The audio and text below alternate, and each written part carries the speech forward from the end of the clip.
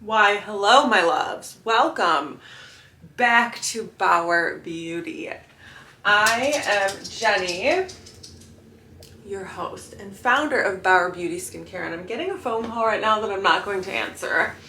So I was gonna do like a little multitasking moment, and I was going to use my new face while I went through this Q&A on Instagram, but I don't know if I can do two at once. We're doing the new face while we do a Q&A, which should be a good idea as long as I can multitask. I'm thinking I can, but you just never know what's gonna happen. So, lovers, okay. I've got your questions right in front of me. Favorite vitamin C. I have several. Obviously mine for like an everyday type of vitamin C. Like, it's the type of vitamin C that's just like so gentle, it could never irritate you, but it works. One of those that you can use every day, and it focuses specifically on brightening, and it has like hyaluronic acid and it's just really like hydrating and so many antioxidants. I love mine for like an everyday type of vitamin C, or if you're very sensitive. I'm just so obsessed with my vitamin C. What else? I freaking love SkinCeuticals. Oh my god, SkinCeuticals is so insanely good. It's so good. I think I need it again. It's like water thin, like it's a water. And so you just feel it kind of absorb right away, but the smell is like, it smells like, I know it's weird. I always say this. It kind of smells like salami. You know that ferulic smell? Like ferulic kind of smells like a certain type of way. And I am addicted to how it smells, basically, is what I'm trying to say. Indeed Labs, 100% love Indeed Labs vitamin C. It's C24. Obsession is so good, because their vitamin C reminds me a lot of the PCA Skin vitamin C.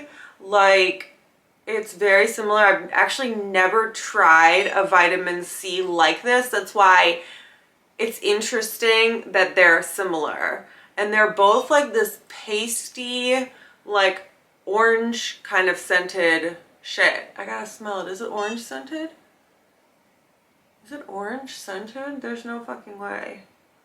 I'm making that up. I'm definitely making that up. I used the PCA Skin one so long ago, and I've never tried another one like it until I tried Indeed Labs. It's like a pasty vitamin C, and like it's so tingly. I'm literally just obsessed with how tingly it is. I like to put it on damp skin because it's a paste and it spreads out a little bit better, and it's also kind of tingly, and I just like the way it feels, right? So I love doing that with both of those, and I just feel like they're really brightening. Okay, wow, this is the longest fucking explanation of all time. Let's go back to the damn questions. I made it 2 questions in. One of the questions was, what is the difference between my vitamin C and the SkinCeuticals vitamin C? So that's a very popular question. And so I'm going to tell you right now that they are completely, couldn't be more different than one another, honestly. Literally, they couldn't be more different than one another. They're so different, which is crazy. But like the viscosities, and I just think it's funny because I get that question and they just couldn't be more different. So like mine is, think of like a hyaluronic acid texture, and SkinCeuticals is like the texture of water. So it's like the viscosity is completely different. Mine is thicker. And then the types of ingredients that are used are like totally different forms of vitamin C. Like SkinCeuticals, their formula contains L-ascorbic acid. The issue with it is it's very unstable and hard to formulate. So SkinCeuticals actually got a patent on their formula because they like did clinical studies proving that it actually makes a difference, okay? So their formula is patented. No one can exactly copy it. That's just like a little bit of I guess, tangential information, but I find it really interesting actually. Okay, so then mine contains a completely different type of vitamin C that's more popular now. Like it's just like kind of a little bit of like more of the newer vitamin C's on the block. And the newer forms of vitamin C are less studied, but they're more stable. And so it's kind of like a little bit of a trade-off. Mine contain 3 derivatives of vitamin C, and that they are called magnesium ascorbyl phosphate, sodium glucoside, and sodium ascorbyl phosphate. Pretty fucking sure. I kind of always forget and have to look it up. But anyways, those 3 ingredients are derivatives of vitamin C, and they are much like more stable, and they're kind of like the newer forms of vitamin C that everyone's using, but they're not as well studied. But like anecdotally, they're very effing popular. Like a lot of people love them and see results with them visibly. Just we need more data on them apparently. So yeah, I just felt like that was all necessary information because wow, my peptide serum's literally almost gone and I'm trying to microcurrent. Ooh, this has been my favorite thing to microcurrent with, but you can really use any hyaluronic acid or peptide serum, but as long as it doesn't have oil in it. Okay, let's keep on chugging because I feel like I'm spending 20 minutes per question. Best drugstore retinol product. Okay, if you want to go to CVS, I would recommend the Rapid Wrinkle Repair. I actually love that product. The Rapid Wrinkle Repair fragrance-free version. But if you want to get, like, if you mean drugstore retinol product, drugstore price, like mine is my favorite that's ever lived, and I'm obviously biased, so you cannot fucking take my advice. I am obsessed with mine because I don't know if there are any other like retinol ceramide combos actually. I'm sure there are. I know for a fact Rock makes a retinol ceramide capsule, but I don't know of any other retinol ceramide moisturizers. And so I just kind of am obsessed with it, and like mine just smells so insanely good. Like it smells like, oh, like it's gonna work. It smells like it's going to work, okay? You know what I'm saying? Like, it just fucking is so enjoyable to use. Like, man, it's so good. It has vitamin E, it has safflower oil. So yes, best drugstore retinol product, mine and Neutrogena's. Any tips for really stubborn blackheads on the nose? Oh my God.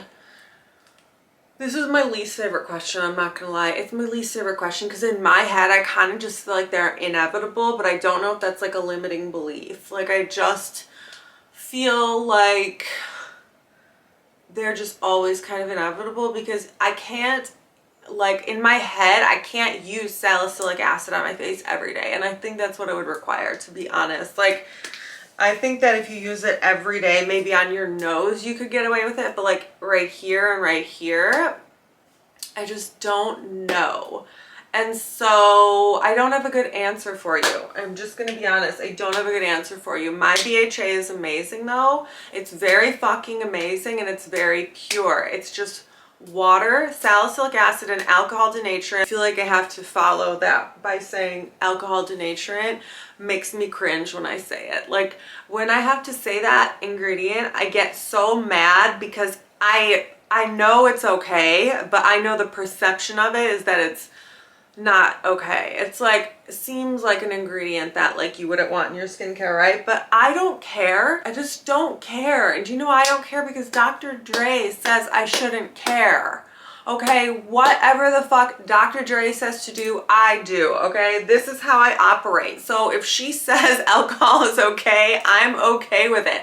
I don't know how to read the, like, verify this, you know, the sources to see if it's actually okay. I have to rely on someone else to tell me that, and that is her. Blackheads on my nose, help. Oh my God, blackheads on the nose, like, My least favorite question, my literal least favorite question, because I just don't really care about blackheads. I don't know, I just don't really care about them. And so, like, they're not blackheads. Normally they're not blackheads, they're called sebaceous filaments. And they are supposed to be dealt with through either extraction or using beta hydroxy acid, which we do sell a beta hydroxy acid that is perfect for working on the nose because it's a very basic formula and it's quite strong.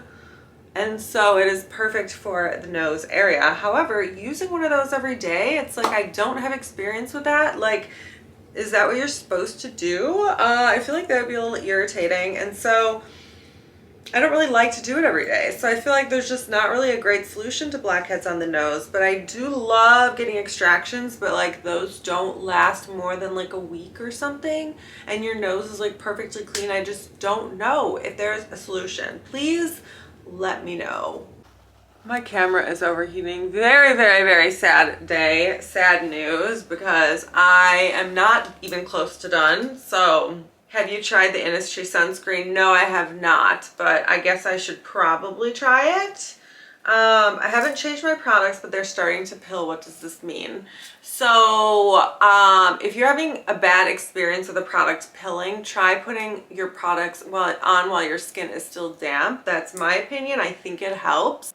Otherwise, it's like, have you changed the order in which you layer? Have you changed anything? Like, okay, new aesthetic student. I'm hungry to succeed as a facialist, but nervous. Okay, so a new aesthetic student. What are you nervous about? So the things that I was nervous about in school, I was really nervous to do people's makeup because we didn't really get trained on that. And like, people would come in, like we got trained a little bit, right? The reason I got so well trained was because there was a girl in my class who was like obsessed with makeup.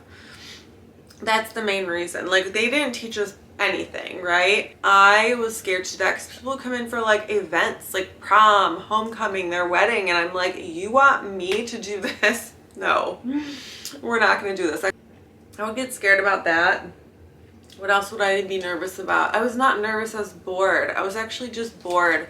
Once you get in the practical side of things, it can be really effing boring because if there's no customers, you're just literally sitting there in the room. The other thing I was nervous about was taking the board exam. Like that was really fucking scary, to be honest. Like it was very hard. For me, it was hard because the practical test was okay. It was the theoretical portion was more like the written test was way more difficult for me because I swear to goodness there were things on that test that I had never seen in my life, like about being a barber. Okay, I really just winged it on that test. Like I studied. No, it was mostly me guessing really well. So okay, it was very difficult, I'm not gonna lie. Those are the main things. And then not making enough money out of school, that also sucked a lot. I wonder if that was a good enough pep talk. We don't know. We don't know. We just don't know. Just don't be nervous. That's the number one thing. You don't want to be nervous because I guess I can take my ponytail down so it stops annoying me.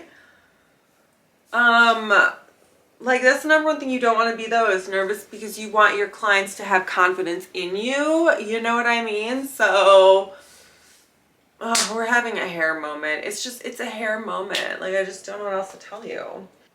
Like I'm gonna go back to the difference between my vitamin C and SkinCeuticals vitamin C real quick because someone else asked what are the difference in terms of the outcome that you get, and so someone asked what's the difference in the outcome that you get between those two products, and the reality is that my vitamin C is really good at brightening, hydrating, plumping. The SkinCeuticals vitamin C I feel like is really good for building collagen and elasticity. I'm really a little bit guessing, but these are just like the effects that I see, and from what I know about the ingredients, that's the deal. That's the deal, okay? Like I said, I feel like they couldn't be more different. So you need both, okay? That's the moral of the story. You just need both. What's the best mineral or chemical sunscreen that does not irritate eyes? Oh my goodness. Oh my goodness. Well, okay. From my experience, all chemical sunscreens irritate my eyes. Literally all of them. I just don't even know one that doesn't irritate my eyes. So therefore, my favorite mineral sunscreen that does not irritate my eyes is, what the fuck would it be? What's my favorite? I know my favorite current one, but I wouldn't say it's like my favorite of all time. I couldn't commit to that. The Guards Up by Verse is the one I'm using now. That's my favorite mineral sunscreen. But like, maybe like Biossance, that one was really good. The Squalane Zinc one is really good because it's pretty transparent. It's really good for your skin. Like the ingredients are great, but it's a little greasy for me. Just little, ever so slightly greasy for me. Okay, lovers, yay. I'm just loving this vibe, honestly. Can we talk about how the color has shifted a little bit? I don't know what dictates it. Like, this happens when I film at night. Like, it's just, yeah. Best products for fading post-acne red marks. Lactic acid is my favorite thing ever for post-acne marks. Oh my goodness. I would say combine lactic acid followed by my niacinamide serum. That's what I would say. I would say lactic acid followed by my niacinamide serum would be a winning combination. Lactic acid by smoothing, by PCA Skin, the smoothing toner is so good. So good. That's probably the best one. I know Biologique makes one, the Lotion P50, but I feel like it's like a little bit more targeted towards anti-aging and a little bit more like, it's not as potent of lactic acid. The smoothing toner is basically, I think it's 100% lactic acid, meaning there's no other acids in there. It's like the lactic acid is the star of the show. Okay. That's probably what you need, and like it's just so amazing. You could also think about layering my vitamin C serum over it or using the vitamin C serum in the morning because that is also very focused on brightening. But I think the bigger thing here is like you need to wear sunscreen. That is probably the most important part of getting rid of your dark marks. I know that's crazy, but it only is until basically the mark is gone. Like me, I don't have to be as crazy about sunscreen anymore because my, like, when I did have post-acne marks, you would like see them.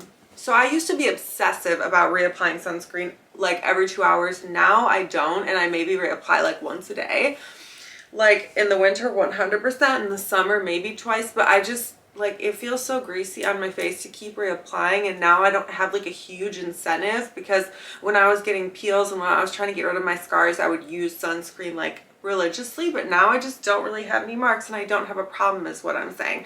I'm not saying this, I'm avoiding UV damage, but I don't see an actual reaction on my skin like I used to when I had post-acne marks. So yes, sunscreen is mandatory. How old am I? I am 35 years old and I will be 36 in April. And I'm just like, Jenny, how are you an adult? Are you an adult or not? That's just my question, because am I supposed to be like an adult? Like I feel like a 36-year-old is so old and mature, but it's like, am I old and mature? I mean, kind of. Okay. When or where am I moving? The Lord knows where I'm moving, but I don't know where I'm moving. I actually don't know where I'm moving, but I will be moving, and I'm guaranteed to move because my landlord is moving in my house. And so I'm definitely moving by May 1st, but I just don't exactly know where yet. And it's like the Lord knows. And so I just say, these are my requirements. These are my like bare minimums. These are the bare minimum things that I need. So whatever fits within these parameters, I'm cool with. So basically it's like, for me, I need something open concept. I really feel like I'm dying in a house that's compartmentalized. I feel like I'm in a hamster cage. Honestly, I'm exhausted. I need tall ceilings. I need everything in one room so I can see it. I definitely would rather not have two stories. I'd rather have a ranch or something like that. But it's like, I also am like dealing with the most insane housing market ever. I like a deal. I want a deal. I'm not willing to settle for like overpaying for some shit. Okay, these houses that have gone up 200,000 since 2019, like, I'm sorry, absolutely not. It's just like not, I can't do it. And I need a yard because it's Puffy, and Puffy loves being in the backyard. His favorite thing ever to do is to chase bunnies. So how am I going to deprive him of that? So ideally, but I like the look of the condos. I like how condos look. They're beautiful, they're stunning, and they're the style that I like. Tall ceilings, big windows, like open concept, like whatever. None of these like older houses.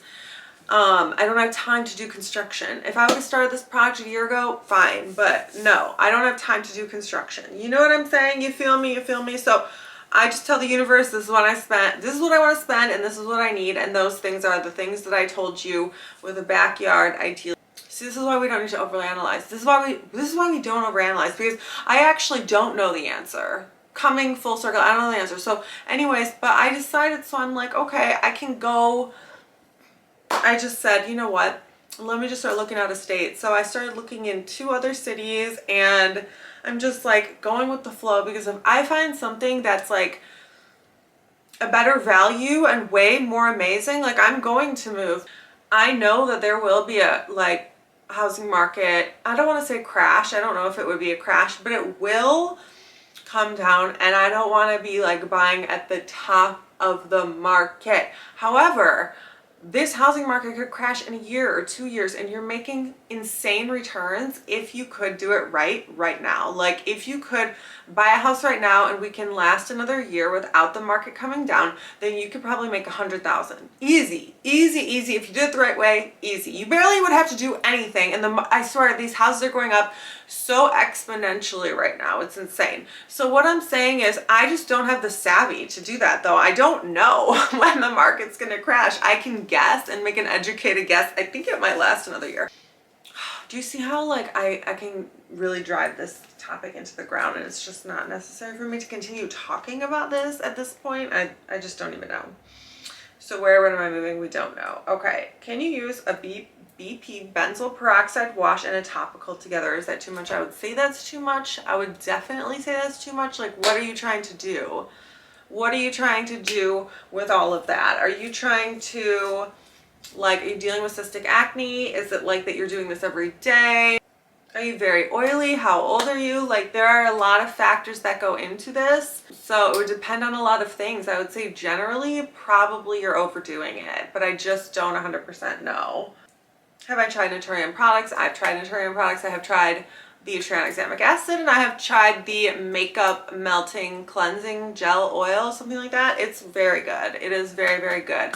It's an amazing, amazing morning cleanser. It reminds me of the Curel makeup cleansing gel. They're so similar, very, very similar, and they also are both not great at taking eye makeup off, which I'm fine with because I just make it my morning cleanser. It's like I have in my routine, like my morning cleanser is a thing. My morning cleanser is like a separate entity. I don't know if you guys are like that, but in my shower, I shower pretty much like always in the morning. What's my hair doing? I pretty much always shower in the morning, and so yeah, like I just have a completely different experience in the morning. It's like, do you see how passionate I get about the weirdest shit? So yeah, like those 2 products I have used, I have liked. I really would like to try the ceramide cream, the 5% niacinamide cream, but like I just haven't. I just haven't. And then I did check some of their other ingredients, and I was like, why are they using extracts or oils? Like I had no idea they used. I don't know if they're fragrant extracts or oils, but I remember seeing in the ingredient profile like different extracts and stuff, and I thought that was weird because I just thought that they would be fragrance free or whatever. Apparently we're back to the pink color. My angel has joined us. Look how abnormal he is. Extremely, extremely abnormal.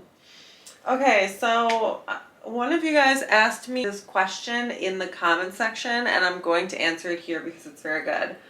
On my website, in the description of the BHA, I say not recommended for acneic skin, right? So that is kind of counterintuitive to what people think.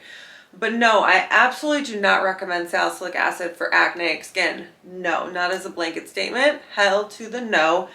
because salicylic acid is like in my head for healthy skin, because if you use it on broken out skin, I feel like it causes more harm than it does good. Now, there's a caveat to that, okay? Like, you can use salicylic acid as a spot treatment. If you have like a whitehead, that is the type of pimple that a salicylic acid treatment would be good for. So you can use like on a Q-tip, like directly on the breakout, but I do not recommend it. Hell fucking no. Not as like a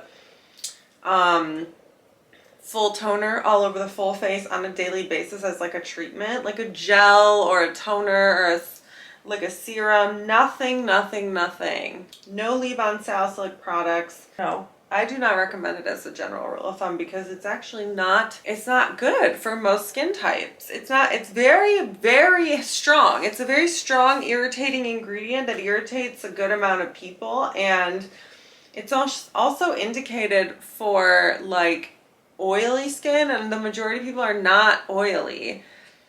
Even the majority of acneic people are not overly oily. They are sometimes dry or normal, but they just have under the surface breakouts, which are not the same. Not the same.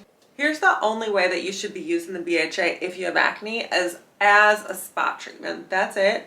I do not recommend it as like an all-over treatment, and I do not recommend salicylic acid on any other type of pimple other than the pimple that has a whitehead on it. That's the only time I ever recommend salicylic acid on a breakout, because they are not for under the surface pimples. If you put a salicylic treatment on a pimple that's under the surface, you will make it worse 99% of the time. I'm just leaving that 1% like for like, there's like a benefit of the doubt out there for me, okay? I do not recommend it. No, I do not, because I recommend it as the way that I use it, the way that I've used it successfully. I'm not going to recommend to you guys to use a product that like I used unsuccessfully. I never was able to use salicylic acid on my skin successfully ever. The only time that I'm able to do it is if I use a Q-tip and do it as a spot treatment, and this is only for pimples that are above the surface, that have a whitehead. That's the only type of pimple you can use salicylic, that I have used salicylic acid successfully with, ever. Other than that, it has only made things worse. Even me now, like having no regular breakouts, I still, if I use a leave-on salicylic acid, will break out. That's not purging. It's just not purging. It's just irritation. So yeah, that's that. I mean, I'm kind of out of the frame. That's amazing. I'm pretty much out of the frame. Don't worry about me. I got a, what's his name? A Ganesh. Yes, he is the remover of obstacles, and I have mad motherfucking obstacles. So mad motherfucking obstacles that I needed this guy who's actually already removed them. It's amazing. So yes, I would say this girl, she said, since following you, I've went from horrendous, frequent acne to just occasional acne. I've tried salicylic acid previously with similar results to yours, and I would like to try this exfoliant. Okay, which means exactly, like she is saying that salicylic acid has irritated her in the past and she wants to try this one, but is it okay? Because she does still get semi-frequent breakouts. I would say to you, do you know your skin well enough to say that like, you know for a fact salicylic irritates it? Because if you do, then you know your skin's tolerance when it comes to salicylic acid, and you could buy this product, you can use it to see if like you break out. Use it once and you test it. You see if you break out from it. And that's how you know if you can use it or not. That's literally the only way, because I can't possibly predict that. And if that happens, you don't want to use it, you can return it. Okay, so my answer is yes, with two caveats. One, you never, ever, ever use it if you have any type of pimple. I don't care if it's alive. I don't care if it's dying. You must have no pimples on your face in order to use this. You also must prepare to use this like several days in advance. Stop everything. Okay, like no retinols, no other acids, no nothing. And then monitor it. So you use it, right? You use it and then you wait a couple days without using anything else because you want to isolate that product to see if it causes irritation. Okay, and so watch to see if you get a result, like a bad result. Watch to see if you get a bad result, if you get a breakout from it, and then you'll know. But I would say if you're very dry, if you're rosacea prone or eczema prone, or if you have active breakouts of any type, then do not use it that day. You have to wait till another day. Was that like thorough enough? I feel like there's just so much to say still. I feel like I could say so much still. It's really funny actually. And also my question is, why are you using salicylic acid? Like, are you using it for pore size or are you using it for pimples? If you're using it for pimples, you shouldn't be. You should not be using it for pimples. Absolutely not. Unless it's the exact way that I said. Use a Q-tip as like a spot treatment. 1, 2, never all over the face for breakouts. Never. 0% of the time. 0% of the time I would recommend that, to be honest. Like, never. Not that I know of, but I don't know teenage acne. Okay, I don't know teenage acne. I have never experienced that in my life. I do not know. But I do know that I think our mechanism for trying to cure acne is probably not the greatest. Probably not the greatest. Let's just strip as much oil from the skin as possible. Like, that is just not like a great idea. It's just not. I got a question here. Your diet, share the secrets. Okay. This is my diet. I do not eat dairy unless it's like a random special occasion. Okay. I do not eat dairy or any type of cow's milk ever, pretty much. Like burgers, I do not get cheese. Salads, I do not get cheese. I always get the dairy-free, like milk, cheese, like butter, anything. Like, my life is pretty much dairy-free. It also is kind of lower carb, but I'm not like a low carb person. It's just I try to manage like the type of bread I consume and when I consume it and how much I consume. So I don't really eat pasta unless you consider like quinoa or brown rice, like pasta. I don't think so, but I don't fucking know because I'm not like a cook. Okay, so I drink a lot of water and I drink coffee and tea, basically coffee or tea basically every day. I try to do 50-50. Like, I try not to drink coffee more than 2 days in a row, and I try to drink tea the majority of the time, but I drink more coffee now than I used to, for sure. I use Daily Harvest. That's what I do. I use Daily Harvest. I'm just readjusting the camera. Was that not a good idea? Daily Harvest is amazing. Are we totally messing up the composition? Okay. I don't know if this is a better frame or not. I really can't tell. What else do I eat? I eat a lot of fish. I eat a lot of shrimp because I can easily, like, I always have frozen shrimp and I can easily cook that. I eat salmon. I eat a lot of tofu. Chicken. It's like I try to mix it up. I try to mix it up and avoid red meat, even though I do eat red meat. Like today I ate it like a pastrami sandwich randomly. I was so bored that I ate a pastrami sandwich. That's what I was thinking. I was like, oh my God, I was so bored with my life that I ate a pastrami sandwich today. It was really weird. I mean, I even saved it because I'm like the box because I'm like, Jenny, why did you do this? Are you pregnant? No, the answer is no. Right? I can't be, right? I don't think so.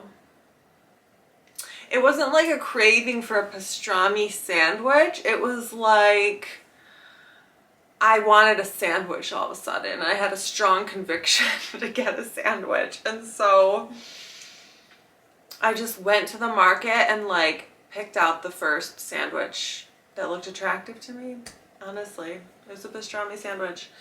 That's not in my normal regimen of diet, but I love Daily Harvest. Holy moly, Daily Harvest is amazing. I don't really get bored of it. I sometimes do get bored of it though, is the point.